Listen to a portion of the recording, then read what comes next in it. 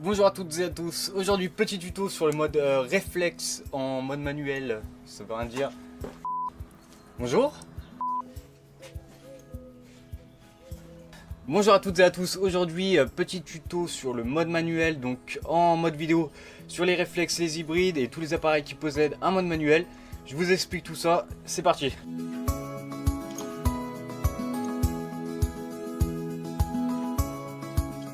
Alors mes petits messieurs, mesdames, pour ce qui est du mode manuel, il comprend 7 paramètres, donc 6 réglages de base plus un aspect créatif qui est le filtre créatif. Donc alors qui comprend le triangle d'exposition qui est les ISO, l'ouverture et la vitesse. Ensuite vous pouvez régler la balance des blancs, le style de l'image et le focus ou comment bien exploiter donc la profondeur des champs ou autrement dit le flou et la netteté.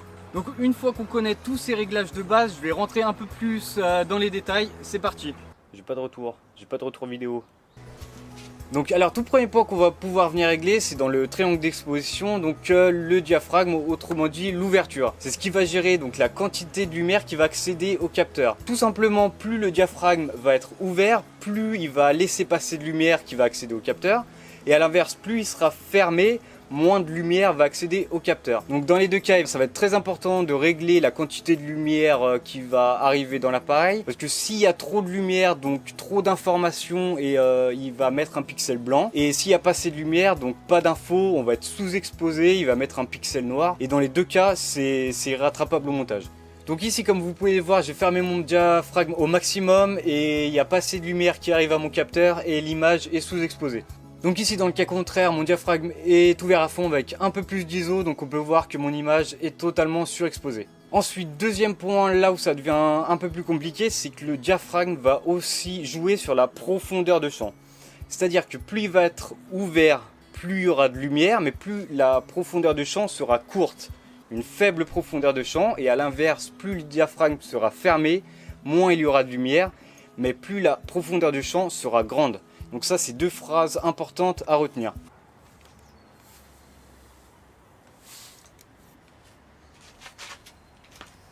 Donc deuxième point, toujours dans le triangle d'exposition, on va pouvoir venir gérer la vitesse. Donc la vitesse, c'est le nombre de fois où la lumière va venir frapper le capteur. Donc tout simplement, c'est ce qui va gérer le flou de mouvement. Plus on aura une vitesse faible, plus le flou de mouvement sera énorme. Et plus on aura une vitesse élevée, plus l'image sera nette, même en mouvement. Donc on va venir régler ça tout simplement par rapport au nombre d'images par seconde à laquelle vous filmez. C'est-à-dire que si vous êtes à 25 fps, on va venir régler une vitesse donc, de 50 minimum, ce qui va nous donner un flou de mouvement idéal. Par rapport à 25 fps, on va venir se régler sur 50. Si on est en dessous de 50, les flous de mouvement seront énormes. Et si on est au-dessus de 50, on aura une image nette, même en mouvement, ce qui va nous donner un aspect visuel très différent. Donc en 25 fps, j'ai réglé la vitesse sur 25, donc vous pouvez voir que mes flous de mouvement sont énormes.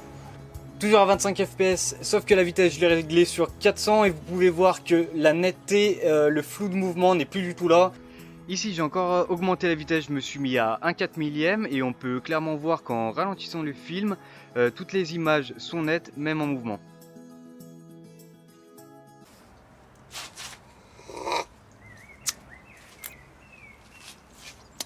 Donc ensuite, troisième point, dans le triangle d'exposition, on va pouvoir venir gérer donc les ISO. Les ISO, je ne vais pas trop m'attarder dessus, c'est juste quand vous n'avez pas assez de lumière, on va pouvoir venir régler la plage ISO pour avoir une image plus claire. Mais en même temps, plus on va mettre d'ISO, plus l'image sera dégradée. Tout simplement, les ISO, c'est ce qui va dégrader votre image. Une image plus claire, mais beaucoup plus dégueulasse. Donc ici, dans un environnement avec peu de lumière, là je suis à 200 ISO, on peut voir que mon image est relativement nette. Ici, toujours dans le même environnement, donc j'ai passé les ISO à 6400, on peut voir que je suis bien exposé, sauf que ça dégrade totalement mon image.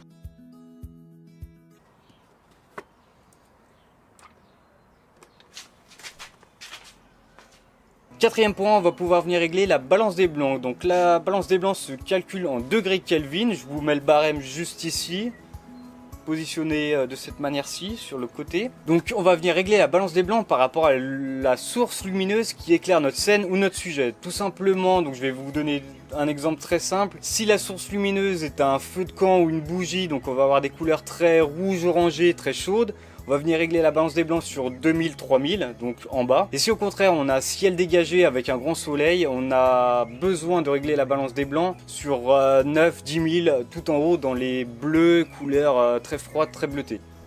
Donc la balance des blancs se règle par rapport à la source lumineuse qui éclaire votre scène ou votre sujet et par rapport au style d'image que vous voulez donner à votre film ou à votre séquence. Voilà. Exemple très simple de balance des blancs, donc on va se régler différemment. Donc au début on a une image très bleutée, on va passer par des images donc très naturelles et plus on va augmenter dans la balance des blancs, plus on va se retrouver avec une couleur chaude, rouge, orangé. En cinquième point, on va pouvoir venir régler le style d'image. Donc là, on a deux choix qui s'offrent à nous dans le style d'image. Donc soit on va filmer notre scène avec des réglages donc préadaptés à ce qu'on veut filmer, donc c'est-à-dire plus de contraste, plus de couleurs, plus de netteté. Mais ça va être beaucoup plus dur de rattraper ça en post-prod. Ou à l'inverse, on va régler tous ces paramètres, donc contraste, netteté, saturation à 0. Et ce sera beaucoup plus facile de reprendre tout ça au montage, de régler par rapport à ce qu'on veut. Premier réglage, comme on peut le voir ici, j'ai réglé dans le style d'image, je me suis rendu en mode personnalisé et j'ai descendu donc tous les paramètres à 0, c'est-à-dire la couleur, contraste, saturation et netteté. Donc là, j'obtiens vraiment une image brute. Et ensuite, j'ai pu travailler tranquillement en post-prod en rajoutant tout ce qu'il me fallait, couleur, contraste, etc. Et c'est à ce moment-là qu'on peut travailler à notre guise pour avoir la meilleure qualité d'image qu'on veut.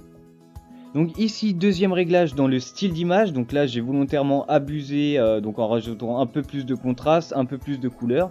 Donc on peut voir actuellement dans la parade en bas à droite que beaucoup trop de lumière sont perdues en haut comme en bas. Les couleurs sont dégueulasses, donc irrattrapables. Donc si le malheur vous vient d'avoir une image comme ça au montage, c'est irrattrapable. Donc c'est beaucoup mieux d'avoir une image brute, enfin pour ma part c'est beaucoup mieux d'avoir une image brute à la base et de la retravailler par la suite.